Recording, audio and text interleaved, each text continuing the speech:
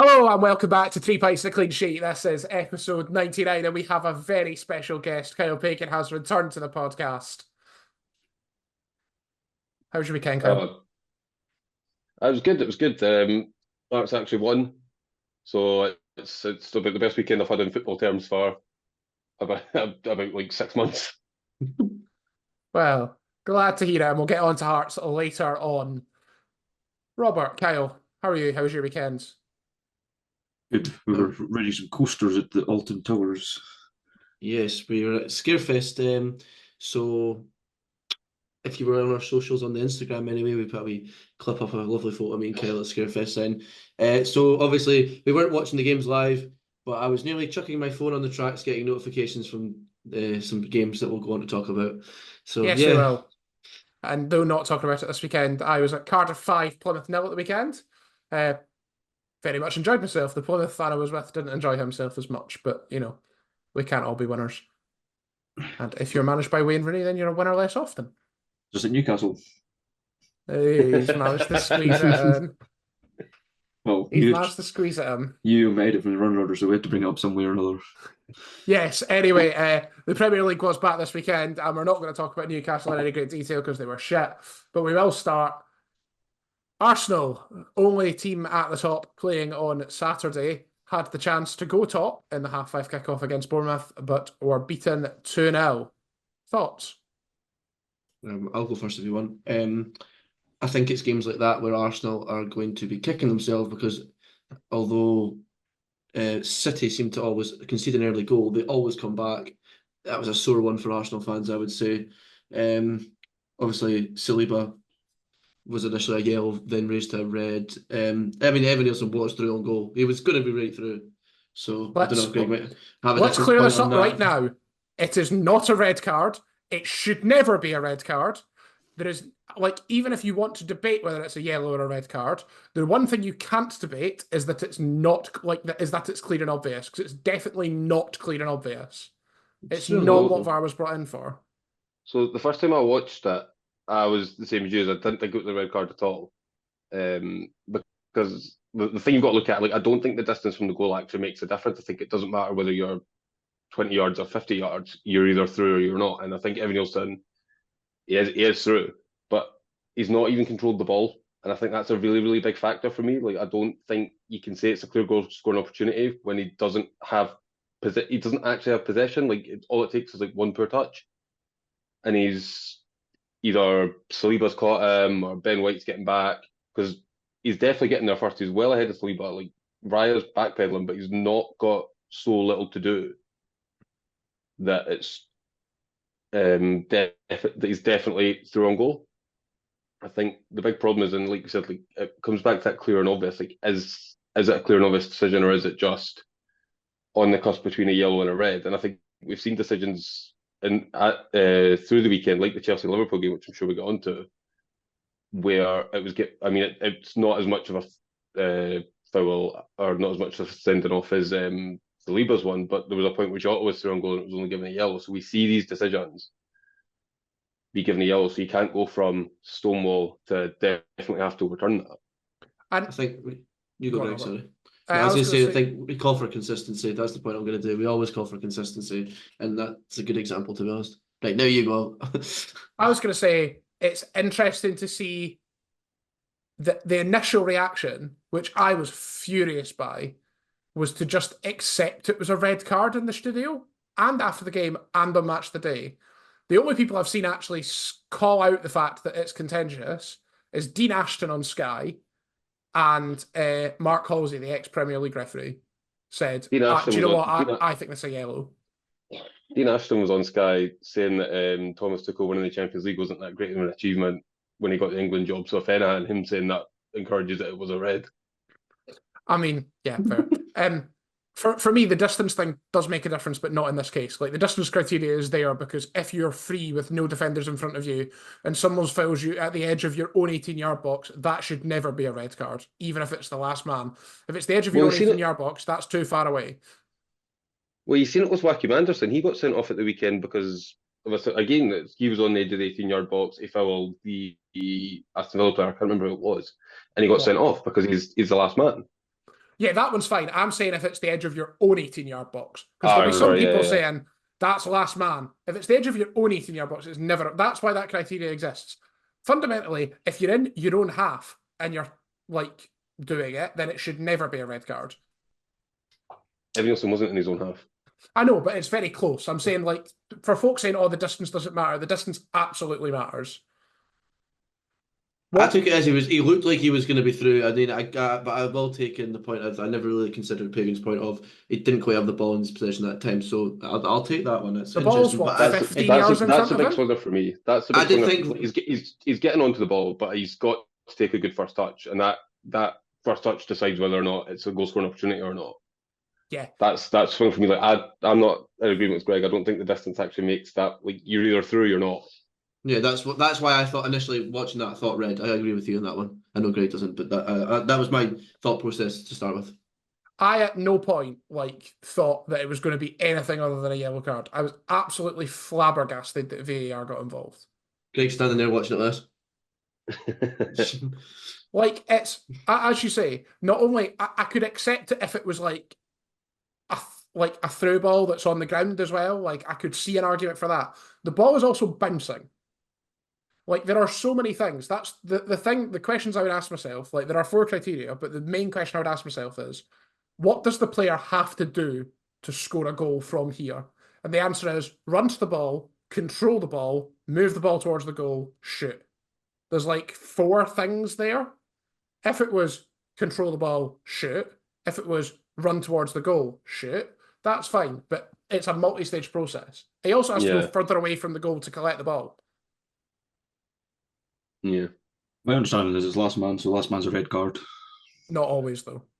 That's just my understanding. Again, rules have changed. It is when you're not trying to play the ball, to be fair. Which Saliba wasn't. And that's the big thing as well. I think that's something that we're... That only applies in the penalty area, though. No. Last man is always a red card outside the penalty area if you're not trying to play the ball. Yeah. Last man is always a red card outside the penalty area, whether you're trying to play the ball or not. It's only inside the penalty area if it's when you're trying to play the ball.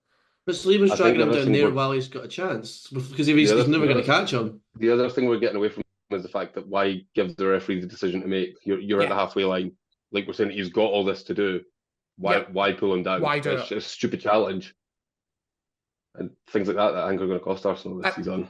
Ultimately, 1, it changed the game. 2, he's now out from a really crucial game against Liverpool this weekend. Though, if you ask me, I think Arsenal should appeal it and should be successful.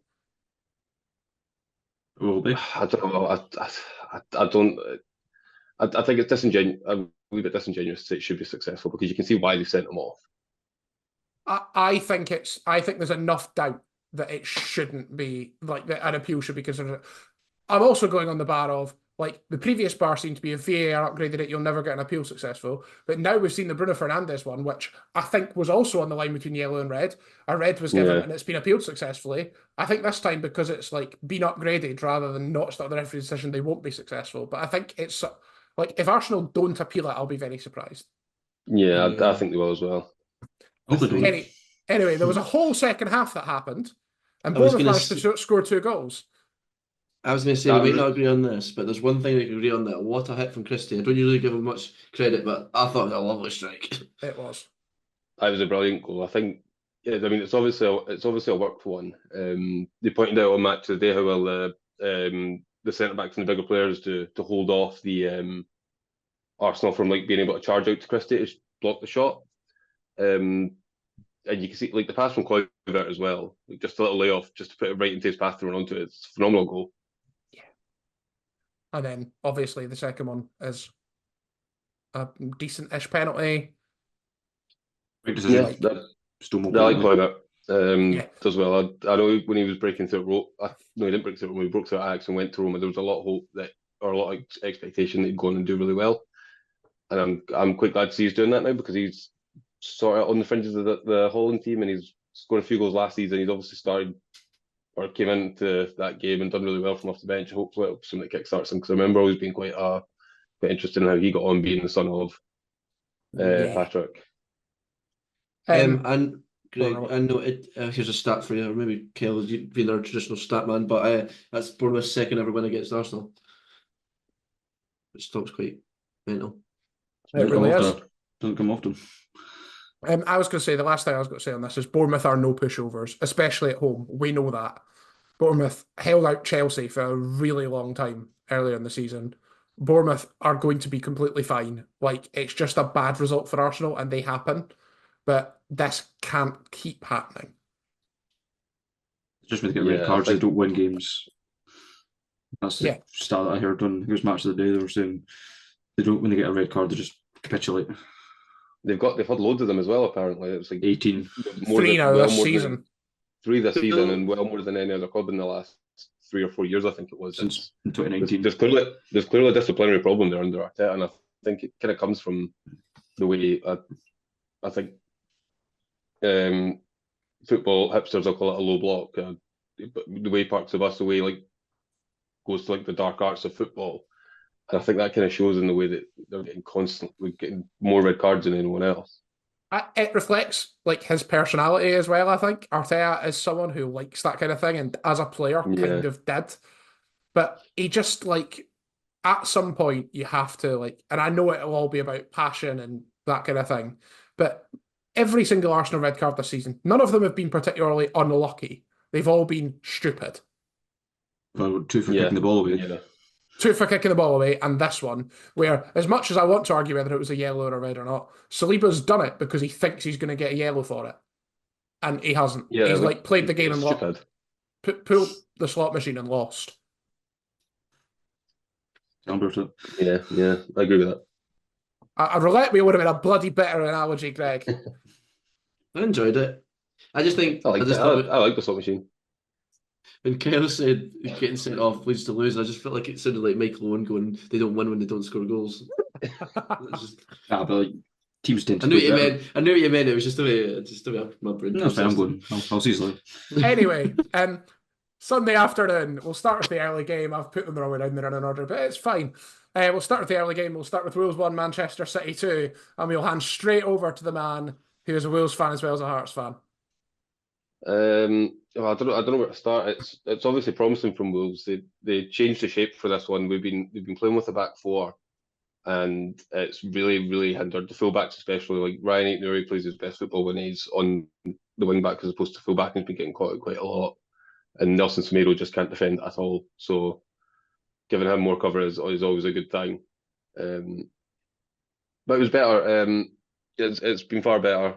We felt like structure in the defence. City didn't really have too many chances, and when they did, Jose Sa, who was really glad to see come back in, was up to it. It wasn't too shocking when Man City came back into it. I think we mentioned it earlier. Man City obviously go behind quite often. I think on the commentary, I think they said they've gone behind 4 times and won them all, even before that game, so it'll be 5 now. And then you take into account that Wolves always seem to do quite well in the first half. Like I think if you if your aunt was your uncle and all that, but like if the game's finished at half time, I think Wolves would be like something stupid like 7th in the league compared to bottom way a point, because just for some reason or another, every time you get to the second half, like it just capitulates. There's also something there to do with about playing big teams, though, right? Like Wolves have played a lot of the better sides who are just like have better depth for a start, and also like ratchet up the pressure in the second half. So if you look at Wolves fixtures or Wolves results so far, they've played 1st, 2nd, 3rd, 4th, 6th, 8th, and then 10th and 11th, I think it is, or I might have added one there, and then they play 5th at the weekend when they play Brighton. So I think that's why there's a lot of understanding around Wolves' current position, is because fans, I think Gary O'Neill's got a bit of credit in the bank. A lot of fans like Gary O'Neill for how outspoken he is and how much and obviously his comments about VAR last season, which put a lot of Wolves fans' faith in him. But I think he's getting close to borrowed time now. After Brighton, we will play obviously the team in 5th. We've got like Palace, Bournemouth, Ipswich, Southampton. So that'll be the games that Wolves will be judged on, as opposed to the next 8 games, as opposed to the last 8 games are really where they'll make their name. But the big thing as well is obviously there's obviously been a lot of contention about Man City's second goal. Don't get it. I don't get it. I think it's a problem when you've got ex-professionals, and a lot of them that don't actually seem to understand the rules of football is a serious problem. Like everything Bernardo Silva does before John Stones heads the ball is completely irrelevant. Yep. It's totally irrelevant. It doesn't matter until Stones heads the ball, and at that point, he's not even close to Insta's line of sight. I'd love to sit here and say that it's that Wolves have been cheated out and VAR at it again and all that, but it's a good goal. It's a fine goal. Yeah. I like your honesty there. That General John Stones bailing them out again. Is that not his Yes. second goal? It was the same against Arsenal. Yep. Yeah. What was I going to say? I don't want to take away from anything about you said about Wolves having a good start, because it was a great start, but that's another Man City early goal conceded as well. This seems to be a common theme at the moment. That goal was really good from Wolves as It was well. really, really well worked. I just wanted to make the fact that City have conceded yet another early goal. Man City push up. And Sorry, like Man City push up, and Wolves just identify the way round the press really well. Like they see Semedo's in so much space, but there's something to be said for Man City being beaten that easily on their high press. There's another example. Sorry, it's been consistent all season with Wolves. Sorry, Rab. Where they scored goals on the counter attack. So in the Newcastle game, we went 1-0 up. It was almost an identical goal. Ball comes in from the right, and it was Gomez that ran over it for Lemina, and it's the same here. The ball's coming from the right, and it's a tap in for Strand Larsen. It's something that Wolves have worked on quite a lot because they don't have that defensive structure, which is a big problem in the summer, that a centre back wasn't signed. And I think that's obviously been recognised by O'Neill, who doesn't seem to have complete control over the transfers, which is a bit of a problem.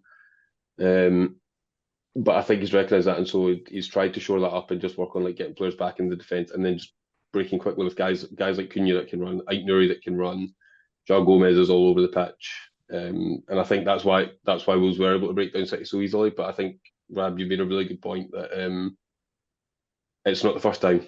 A lot of teams have done it. So yeah. Go on, Robert. Sorry, I was just so excited to share my point. I just thought there was, I can't remember when, I think it was during the first half, I noted it down that there was some absolutely lovely play from Wolves, similar, just kind of, I don't know, these kind of passing in small triangles that's absolutely broke City, and Semedo missed a great opportunity that probably should have made it. Two, I think at the time it would have been. Actually, did, yeah, it would have been 2-0. Yeah, like it was through on goal, and I think it was probably, and maybe not harder to miss, but it was one of those 50-50 chances where a lot of strikers are probably putting that away. And it's just if it's not a right back, we'll score. I was going to say it's nosebleed territory for Semedo, isn't it? Yeah, it's one thing him getting forward, but running down the middle of the pitch is just totally not his game at all. If it's your striker, you're laughing, but it's falling there. But you know what? It's one of those. But but the point was very well played. Good play in the build up. Sorry, Kyle, anything to add on that? It was I thought it was quite a good Wolves performance for most of the game. Just kind of threw it away at the end of all the corners, getting peppered in. It was bound to happen eventually. 18, 19, whatever it was, corners. Yeah, it's been a consistent problem with Wolves this season. It's been defending corners. I think it's something like 5 or 6 they've conceded, which is almost won a game. But again, that comes down to defensive fragility and not having a big commanding presence at centre back. And 2 things to add from me on this before we move on. One, what a hit from Guardiola. Surprised no one's mentioned it yet. Of course. Peach of a goal, and he keeps scoring. I might need to put him in the FPL team at this rate. I was going to say he's in Roberts. The other thing to say about this game, I have now forgotten, so I'm going to keep talking until I remember exactly what it was. Oh, the last thing to say about Wolves, we did say this isn't the type of game they're going to be judged on. They've played a lot of games they're not going to be judged on, and they've got a lot of games coming up where they will be judged. But ultimately, being in a bad run going into that type of game is not good. And ultimately, they need to get points on the board quickly. Yeah, I can't disagree with that. Like it's one of those where if you start badly, then the confidence goes, and then you go into your easier games, and because you're lacking confidence. But I don't think that hasn't seemed the case with the way Wolves have played. Like we said, like they played quite well. Like they seemed well drilled, and like they gave City a go. So I don't know. We'll see how Brighton goes, and then I'm actually going down to the Crystal Palace game in a couple of weeks. So that's the hopefully first one on the board. My last thing I will say before we will move on is that for all I've thought about that, I thought Wolves played really well against Newcastle and were really unlucky. I thought they played really well against Man City and were unlucky. They also played Brentford and were shit. Scored 3 goals though. Like you kind of got to look at it both ways. That's kind of the point that I've made. Like defensively, they've got like by far the worst record in the league, but they scored more goals than more than half the league. That is very true. Kyle, throw it over to you now. given you are a Liverpool fan who will also be presumably quite happy with Liverpool 2, Chelsea 1. You can't say no. I'll win, can you? You can, but I'm not going to. From what I could see, it was a very classic top six, Sky Six game. Just good game, I thought personally, but your face would indicate otherwise. It was all right. Some contentious moments with that Tosin fella doing what Saliba did and getting away with it. Comparatively. I mean, I'll start because I don't think it's contentious at all because I think both instances are a yellow card. Move on. Oh yeah, but like, what's the difference? Why is one a red, one's a yellow? Well, I mean, this one, he has a defender literally 2 yards next to him, so it's fine. I think there's more cover, but I don't know. From what I've seen, Ball's gone wide as well as opposed to in the middle. Ball was going wide for the Saliba one as well. There's a few contentious penalties. The Salah one where he dived. He wanted that in, didn't get it. Jones's where Sanchez tackled him, wasn't given. Was given. There's two, wasn't there? Two with Jones. One was given, Sorry, one wasn't. you're thinking there was given and overturned. Was given and then overturned, and then there was given. Mistaken. He got one that was given. That was a stonewaller with Tosin half of him. Yeah. And there was one with Sanchez wiping him out. They got the ball, so it was fair. You can't argue with that. And that was a good tackle from the GK. I did think it was weird that he went in a slide tackle in his own box. So like, just go with your hands. Yeah, it is a pure one. It's one of those where you watch it live and you think it's a penalty because it looks so wrong. Yeah. He kind of flips over his back like that with his arm and all. And Jones gets first. It's quite funny. Yeah. And then second half, Curtis Jones to the winner, Kyle. So it was a lovely cross from Urbo. And then a bit of a weird finish. I thought it was going to go like near post, but he hit it far post. I thought he'd missed it. But he didn't, so 3 points all round. Yeah, you say, like, it was better than the game. It wasn't as good as the game I thought I was going to get, but it's better than a lot of games between top six clubs, was my kind of takeaway. Yeah, that's kind of what I meant. I didn't word it that way, but that's kind of what I meant compared to what we usually get given. Usually a 0-0. It was No, go on. It just was better than the 0-0 drivel we're usually served. Robert, you wanted to chip in? No, I think everything I was covered, to be honest. Salah doesn't look like he's going to miss penalties, does he? Like, He just looks confident. He just shows his confidence. Obviously, Liverpool, had a goal ruled out as well. And then, obviously, Chelsea's goal was very close, went to VAR. But ultimately, Liverpool getting the win. But that's the type of 3 points that you look back on and think, thank God. Was it Kanate again responsible for the Chelsea goal? That's a recurring theme. I can't remember, but yeah. He's also been solid, though. You can't distinguish that. Yeah. Every player has a bad game. Last Premier League game we're going to talk about, though, I know me and Kyle Pagan decided we were going to have a brief moment of Southampton-Leicester. The only thing I want to say for Southampton 2, Leicester 3 is ha ha ha ha ha ha ha ha ha ha. Enjoy going straight back down where you came from. Hi, Jake. I know you're listening. Just think it could be Leeds, and instead you have to watch that bag of shit. That's funny because that's. The only thing I wanted to quickly draw attention to was Fatu. I thought he was phenomenal. Changed the game when he came on. It was quite good. No, I was just going to say that ha ha ha ha. No, the ha ha ha ha. That's what me and Kill heard in the Smiler Alton Towers. I knew I'd recognise that. For any of our coaster enthusiasts, sorry, I should have just kept my mouth quiet. Just keep my mouth shut there. Sorry. I enjoyed it. Yeah, that was all I wanted to say. Ryan Fraser showing why he was going to get released by Eddie Howe at Newcastle with an utterly moronic thing to do. Was it a red? Yes. It's not even a question, is it? Be shirt on the line. No, there was somebody. I'd like to object. I think the distance between the ball and the goal was too big. I think it's only a yellow. There was somebody match the day. I can't remember who it was like, I think it could be a yellow. I can't remember who it was. It's not even a question, is it? I like that. That's about as bad as people who were suggesting David Raya was going to get sent off when he conceded the penalty. It's one of those, you clearly don't know the rules, do you? Because he's tried to win the ball. Again, it's ex-professionals that don't know the rules that have been paid to talk about that. Like, come on.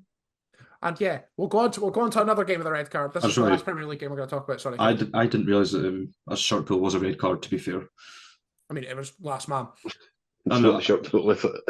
No, again, it's stopping a goal scoring opportunity, but I always assumed it was always a yellow for a tug of the shirt. But I'm not an ex-pro, so I can get away with it. To be fair, a tug of the shirt isn't even a yellow.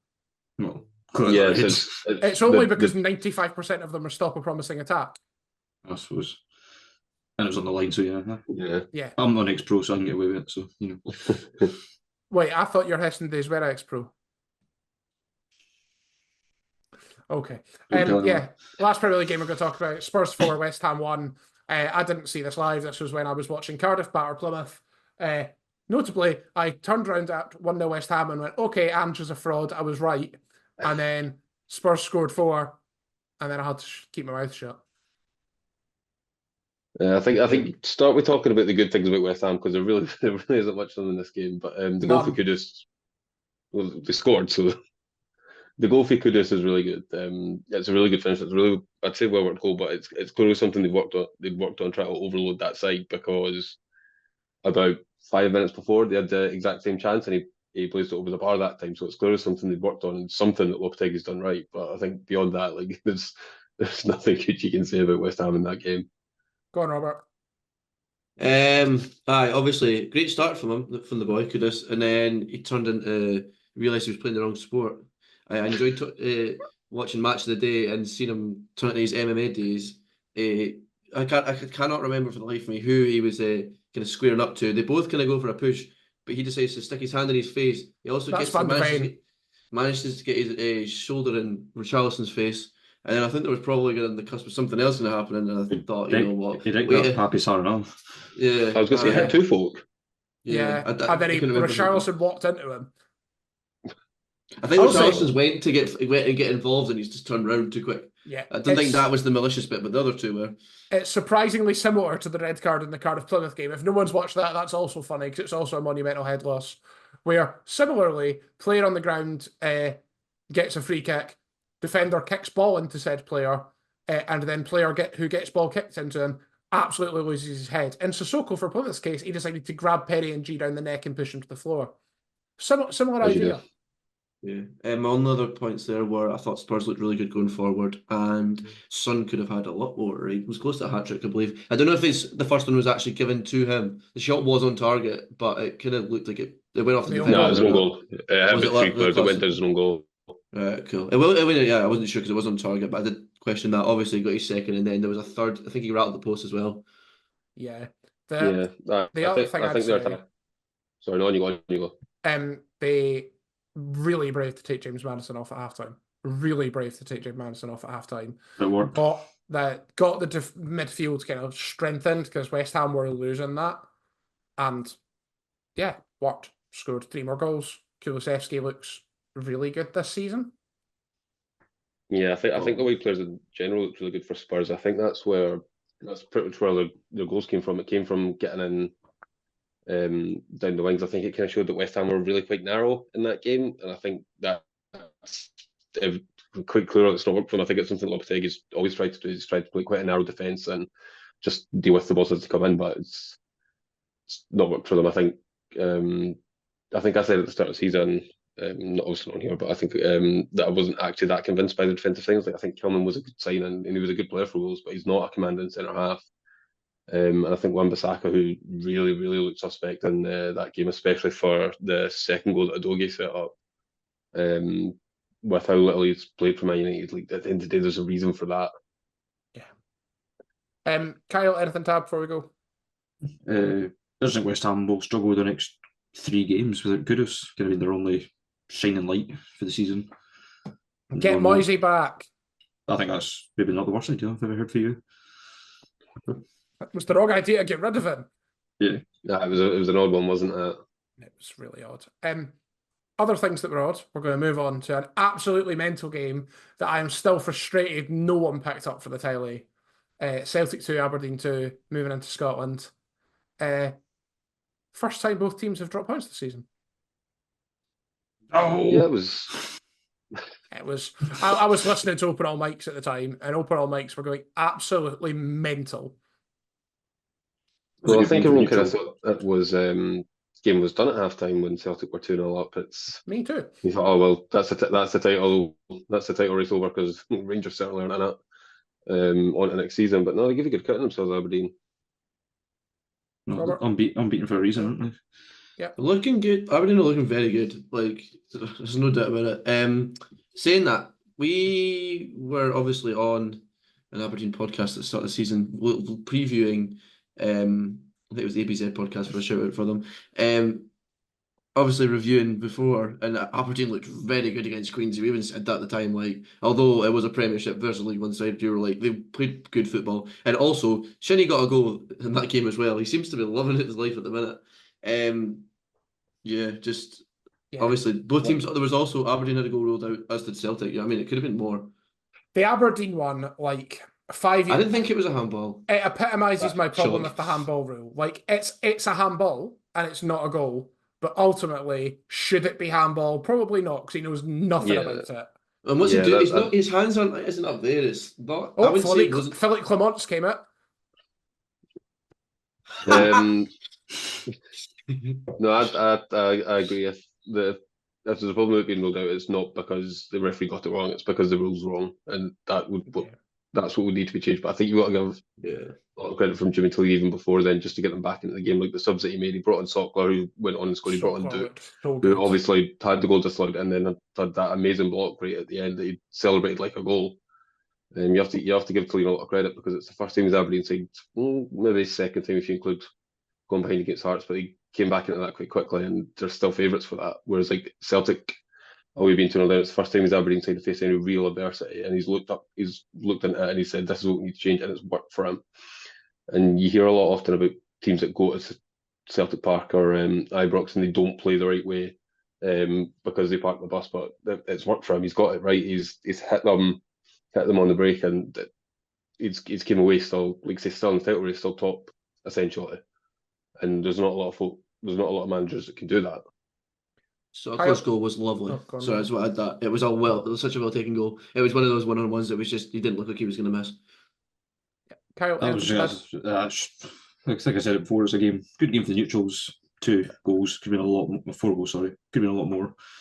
A little bit of drama at the end of the handballs and disallowed goals and XYZ. I enjoyed, was it Michael Stewart? It might have been Michael Stewart on Open All Mics, actually. And I'm not one to kind of talk up Michael Stewart, but when they were all talking about the handball, like, was it handball off Duke or not? He, like, someone there, and I'm pretty sure it was Michael Stewart, emphasised the fact that Duke does not react like that if it's a handball. If it hits Duke's arm, Duke does not celebrate 100%, like that. Yeah, he's not going mental. Like, he's like, his head's in his hands. Yeah. But tough set of fixtures got for Aberdeen, Dundee United, who looked good again. And then Rangers on the Wednesday night at Pittodrie. And talking of Rangers, still need to improve their away form by the time that happens, won't they, Robert?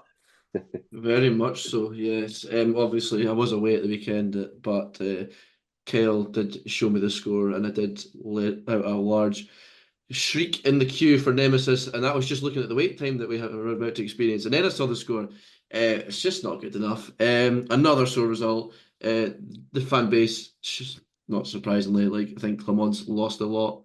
I think people were still kind of giving them time, but there's none of that now. We're kind of, and as we've said many times, I feel like I'm just repeating what I say every other week. We're in a mess on and off the pitch. The thing I've taken away, obviously only seen the highlights, and I've noticed it from other games, there is no urgency. There's like, you're playing with the ball at the back. The strikers are pressing you. There's just no urgency whatsoever. There's like no awareness of what's going on. It's just baffling, to be honest. I thought the game was a pain to watch, like painful to watch at times. Not only because the Astro at Rugby Park looks horrendous, but like the game actually was painful to watch. Rangers didn't look like scoring. Kilmarnock took the opportunity they had. And ultimately, David Watson got an assist after, I think that was his first touch. The lob over the top for Marley Watkins. And it's just like, I thought Suter was weak at the time. I actually not sure now. It's just really good centre forward play from Watkins. That's what I took Well, from I it. I think said it looked poor from Suter, but actually you can't really take away from the Watkins skill for the goal, to be honest. It was just really well yeah, I taken. was going to say that's something Watkins has made a career out of. Like as good as the finish is, and he has got a good finish in his locker. There's a reason he's still at the level he is, but his biggest quality has been his physicality, and it's what's always kept him. And it's a big thing for a Derek McKinnon striker. Like you see the guys that he's had at Aberdeen, and Yeah. obviously the guys that he's brought into Kilmarnock. Like that's what Watkins does. And yeah, Kyle, anything to add before we just sit and laugh at Robert while we eke out the rest of this segment? Just pretty much Rangers need to buck up their ideas, or else it's going to get messy. I think Who are they one playing thing in I'd Europe quite this week, Robert? Oh, I can't mind. Greg One that I disappeared. can't, one that I can't pronounce. Aye, he's hiding because he knows I'm about to bring up Newcastle losing. One thing I'd like It's to quickly draw attention to in that game is that Robbie McCrory's back in the Scotland, back in the Kilmarnock lineup, which I think is a good thing because Scotland's goalie situation is it's not ideal at the moment. So I mean, I don't particularly rate Robbie McCrory, and he had a couple of scary moments for crosses in this game, but it's good to see a Scotland keeper actually playing again. yes. Rangers are playing the team formerly known as Steaua Bucharest at Ibrox Yeah. this week. I thought I recognised the badge. Still Bucharest are playing the team formerly known as Rangers FC. Oh, That's it. Robert's not going to invite you back. I've taken So- off stick. I don't mind. The rod was the lure was there. The rod was thrown, but I don't bite. Moving on. The dogs they bark, but the caravan keeps moving. Thank you. Moving on to the reason we've got you here, Kyle, who isn't usually here. Going to talk about Hearts. Let's start with the result at the weekend, 4-0 against St Mirren. Neil Critchley, obviously his first game in charge. Firstly, how happy were you with that appointment before the game? I think at the time, because a lot of folk had set their hopes on, I think it's Per Mathias Hogmo was the guy's name. And when it came out that it wasn't so much that Hearts couldn't get him, it was like, kind of like taking the piss a wee bit. And so when Critchley came in, and obviously you look at his record with QPR and Blackpool, it was a bit underwhelming. But then I think when it came out that he was top of the analytical pile from Tony Bloom's supercomputer, obviously the same algorithm that Brighton and USG use, like you kind of have to put a bit of faith in that because it's clearly worked for Brighton. It's done unbelievable work at USG, who went from I think like the third tier to competing for Belgian titles. So I think once you got kind of past the initial underwhelmment, it was okay with that. You kind of I think same for a lot of Hearts fans is we're willing to back him, we're willing to get behind him. Like there was nothing, he hadn't done anything major to say like we're not gonna back you. And when Hearts fans have been so upbeat about this new investment from Tony Bloom, I think you have to trust that. And I think a lot of fans felt that way. And obviously the 4 goals, Robert or Kyle, like chip in if you think you've got anything to add on the 4 goals. I thought Hearts played ridiculously well. I think the first goal especially is fantastic. St Mirren never had a shot on target, and Hearts just looked It's night and dominant. day. I think you kind of have to start with saying what was wrong before that game to see like where we've gone from where we go. I think with Naismith, the big things that cost him his job were his style of play and his stubbornness. I think going back to the stubbornness first. A lot of players were playing in positions that they shouldn't really been playing in. So a good example of that was Blair Spittle, who scored against St Mirren and was Hearts' best player against Aberdeen. He looked good in Europe against Minsk as well. He was getting played as a more holding midfielder, and Naismith had said in pre-season he was doing that to see if it worked. And it didn't. It was clear then it didn't. And he said that it didn't. And then the question got to Ashworth was, why are you persisting with that? And that was hammered home even more because one of the things that got Naismith the job in the first place was using youth players. And there's a young player at Hearts right now, Macaulay Tate, who's captain of the B team, who came in last season and looked really good, and he plays that position. And Naismith stuck with Spittle over him, and that you're like question like why are you doing that? Like one, it's clear Spittle doesn't work, so even if you're not going to play Macaulay Tate, you have to do something else. But the fact that you've got your answer in the youth team there and you're not using it was a big problem. And then there's plenty of other examples of it. There's a point when our first and second choice right back, so Ugoke and Taylor were injured. And again, you had a young promising player who came in after he was sacked and actually played in Europe and looked comfortable enough. with Forrest starting again. He didn't play him. He stuck Kingsley at right back, which he'd done before, which it didn't work because Kingsley doesn't have a right foot and he can't really get up the line anymore. And then on the other side of that, like the actual style of play just wasn't working either. It was very. I think Robert mentioned that in the Rangers game, like there was no urgency, and it was exactly the same as Naismith. Is like there would be times when the team were 1-0 down or 0-0, and you could see what was happening, but there was no impact to change instead. And that sort of brings me on to what was better about Saturday was we did have that impact, we did have that urgency. Like every pass felt like it had a purpose. It felt like it was progressive. It felt like the first intent was always to turn and get the ball forward. Whereas under Naismith, it was left back, centre back, centre back, centre back, right back to the centre back, left back, and then you'd finally play a long ball. But by that point, whoever were playing had the chance to get back in and settle. Whereas under Critchley, like it was like the first thing they wanted to do was get the ball forward and turn. And I think that kind of showed with certainly the first goal, the way the ball goes from back to front, and like the 1-2 from Shankland and Vargas. It's a gorgeous pass from Shankland. It's absolutely brilliant. And it was a good finish from Vargas as well, who I was really happy for because he had a really bad miss against Aberdeen. And there's a lot of fans that have kind of got to their patience with Vargas because he looks a good player, but his decision making isn't the best. And so I think a lot of fans are happy with it. But the difference, night and day. It's honestly night and day. I was going to say there's a new confidence almost just compared to the last game. Yeah, they played in this game. That was a big thing with Naismith as well. Is there was a point I remember. So towards the end of his tenure, I think he did start to play Spittle more further forward. But and this was symptomatic to the team. But obviously, one of the big things that Spittle has is his ability to shoot from distance. That was what brought him so much success at Motherwell. It's what put him on Hearts' radar in the first place. And there was a point against Dundee United where he's like Baron, he's basically got a 2v1 with the defender. Shankland's running forward with him, and he's like must have been about 25 yards from goal. And you're thinking, hit that. Like, if you're at Motherwell, you're hitting that.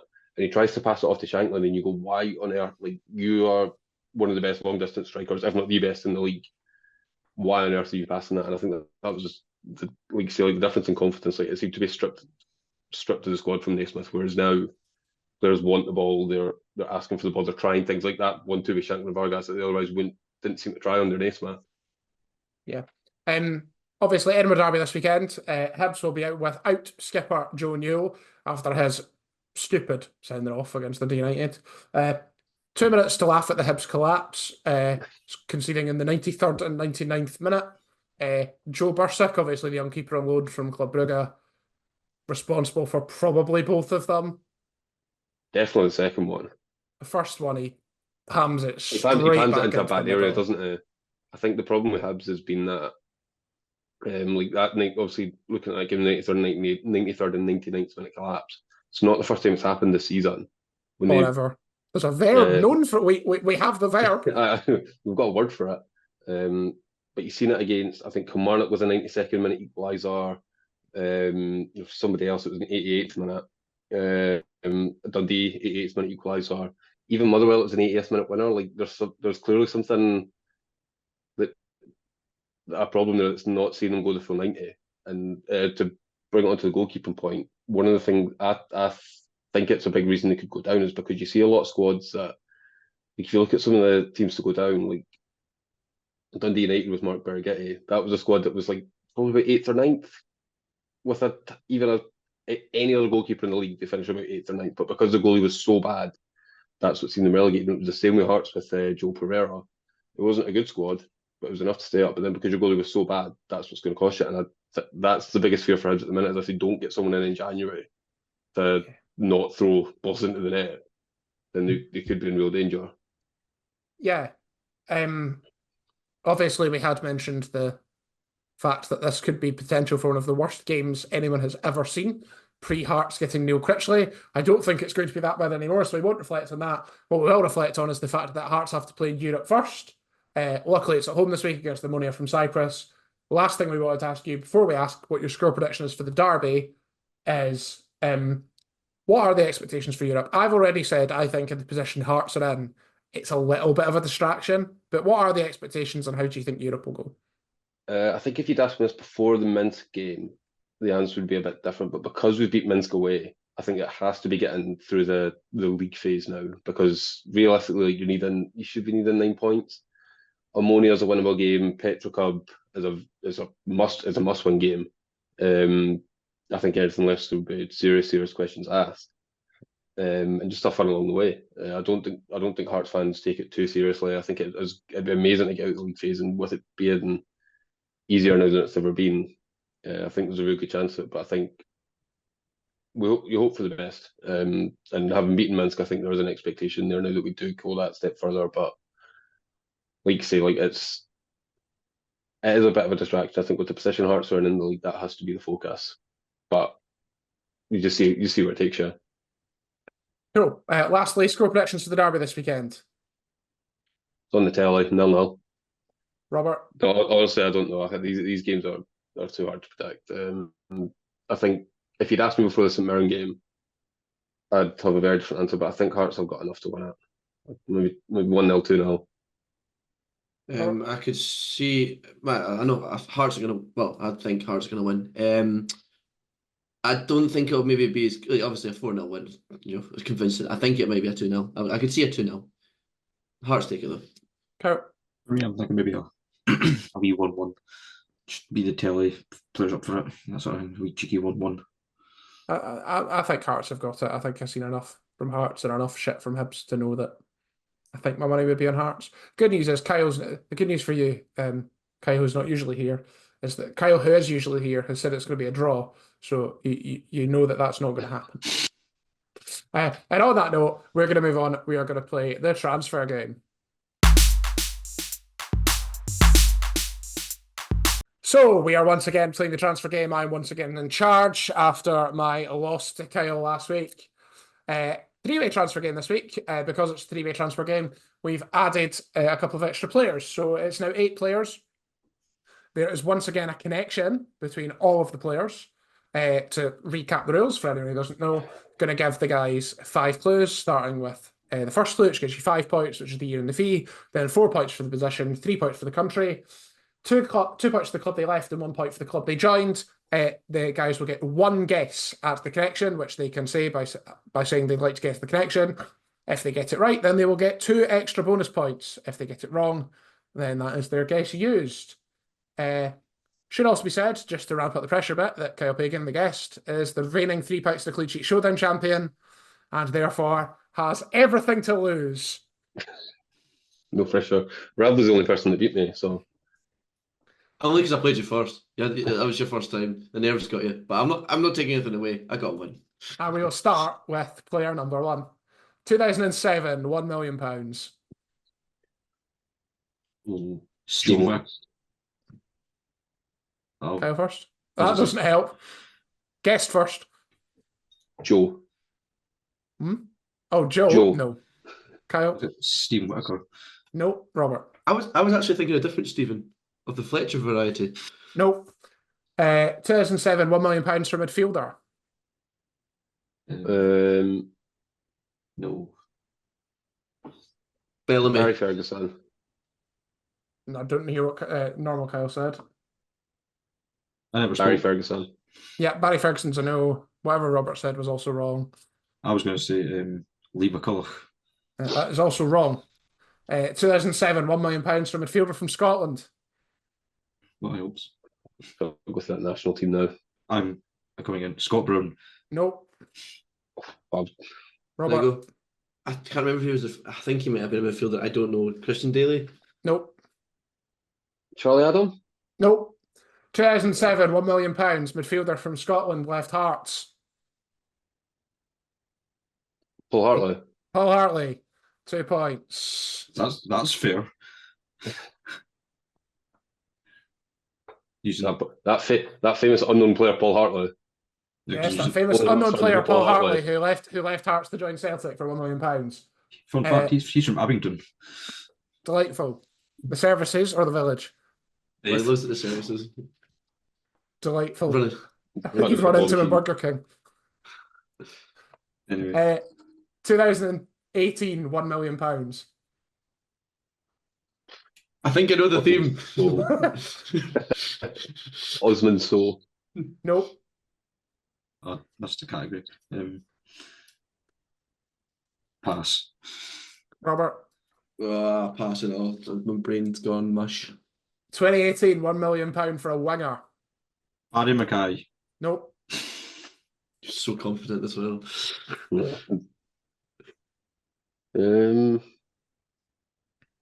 Ollie Burke. Nope. Rob. Gary McSteven. I don't know. Nope.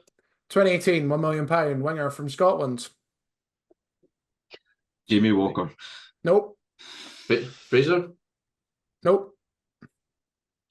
I'm trying to think. I don't know. Pass. I've got nothing on my head. So 2018, £1 million winger from Scotland, left Brighton.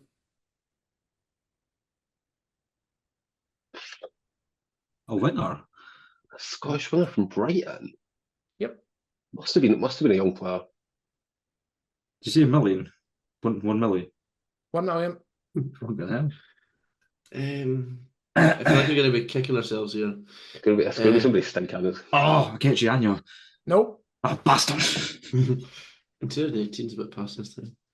I don't think Anyone else? Brighton, 5 seconds. 4, 3, On. 2, No, 1. man. Move on. Kyle sounds like he's got it.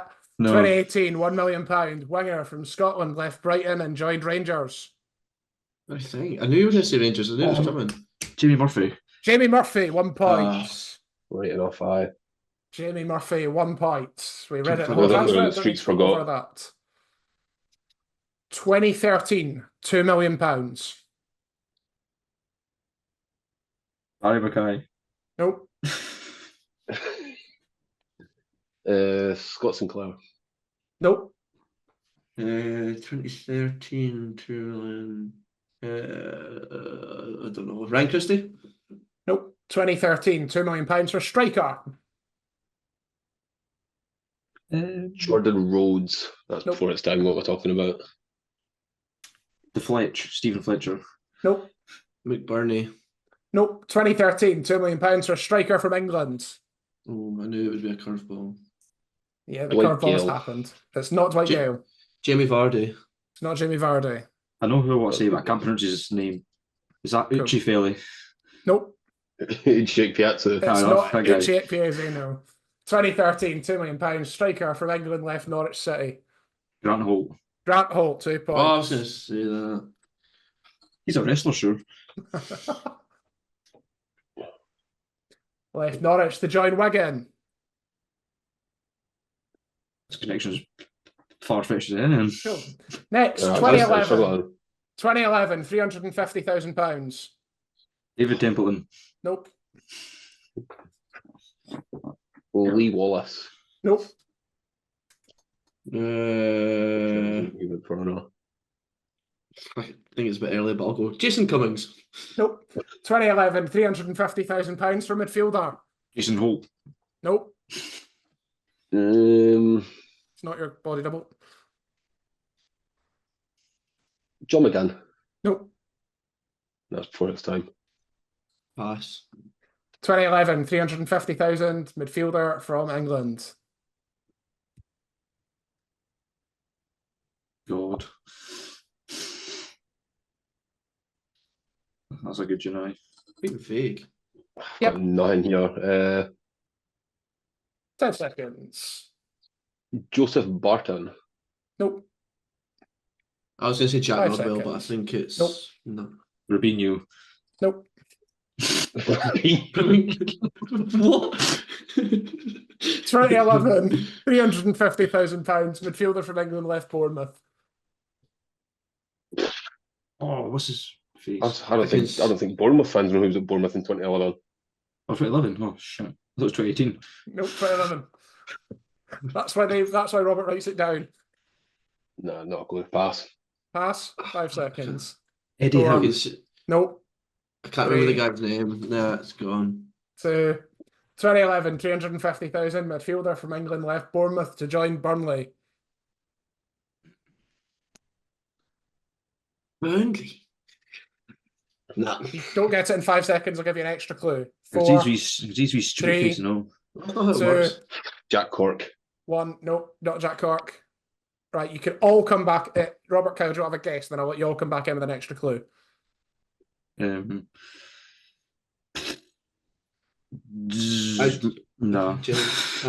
Can't mind his name. Nope. Cool.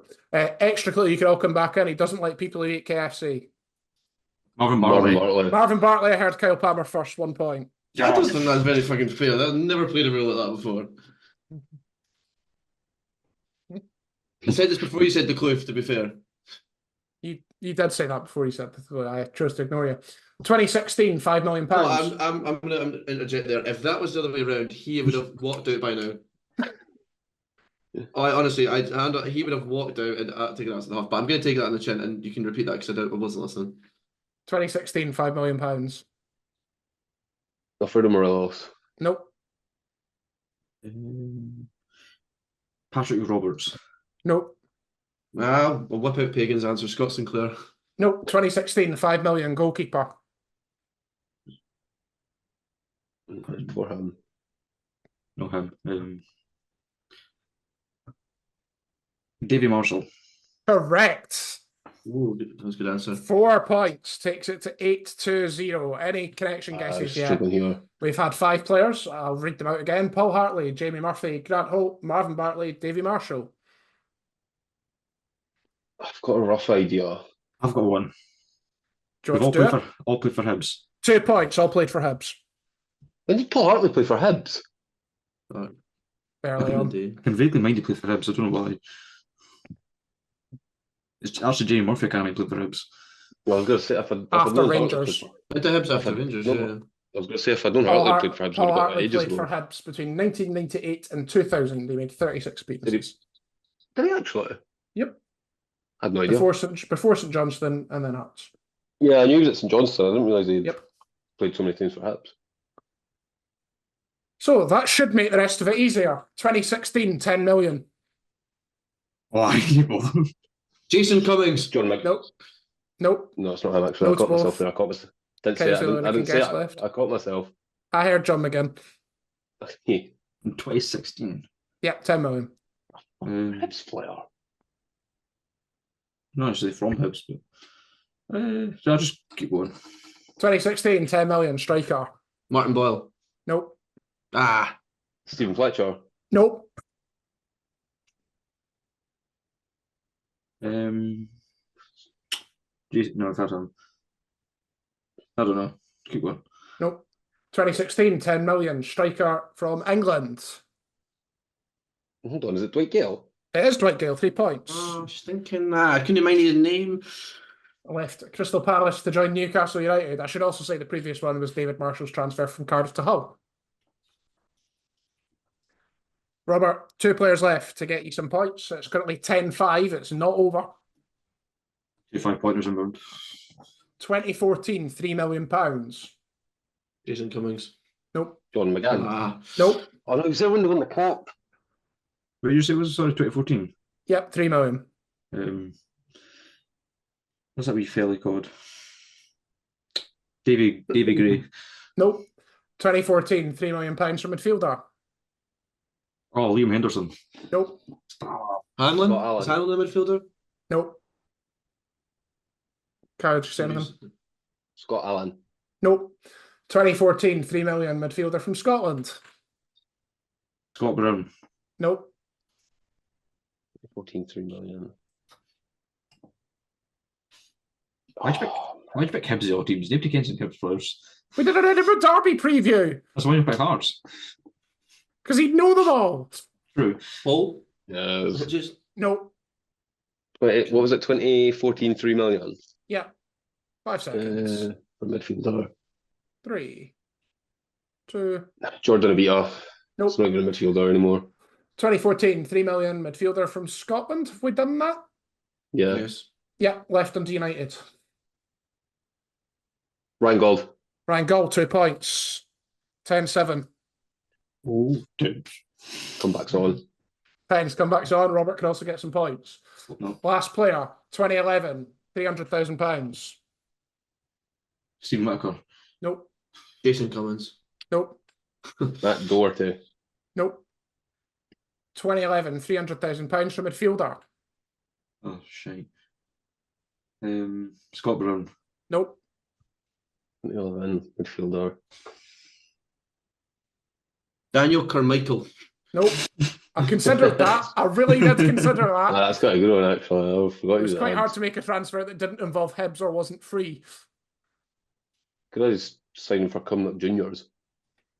Hey, look at this in Stalin. He played for Workington most recently. Good. Anyway, I need to get some. I'm Danny stalling Quinn. here. He's playing at Stalin. Aberdeen. Stalin, come on. Hmm? He's Stalin. Yeah, move on. Josh Campbell. Nope. 2011, 300,000 from midfielder Who said that? from Yeah, Scotland. Imagine the shock. Gives me nothing. Nope. And you need to get this for a tie. I know I do. That's what I'm really thinking on. Can I get a wee bit more time since this is to tie? Yep. You can Oh, get you've 15 got- seconds. Got about an hour last time. Yeah, well, it's 15 seconds this time. And it's now 10. And the time we've been talking. 8, I can't be him. Oh, I can't be him. 6, 5, 4. Junior.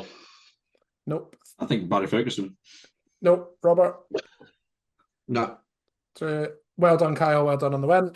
10-7 currently. So let's see how close we can make it. 2011, 300,000 midfielder from Scotland, left Derby County. Chris Commons. Or is he playing? Chris Commons, 2 points for Robert. I don't know. He played for. That's the one I didn't Save know play for himself Hibs. from a 0. After Celtic. Yep, which is where he moved to from Derby. Oh, aye, so he did. Tiebreaker very quickly. 2015 free transfer. Dan Carmichael. Danny Carmichael. Nope. Snake 2015 answers, it's all right. Don't want to answer anymore. 2015 free transfer goalkeeper. Conrad Logan. Nope. 2015, did you say? Yeah. Ofe Marciano. Nope. Yeah, 2015, Robert. Can't I think any Hibs keepers to pass? Expecting a shouting match for this. 2015 free transfer goalkeeper from Hungary. Peter Galacci. Nope. Because he don't play for Hibs. Previously played for Hibs. Maybe when he's at Liverpool. Played for Tranmere. Hungarian goalie that played for Hibs. Oh, can I go again? Yeah, of course you can. It's time. Is We're that just doing it for fun. Gabor Karaly fella? No. Nope. No.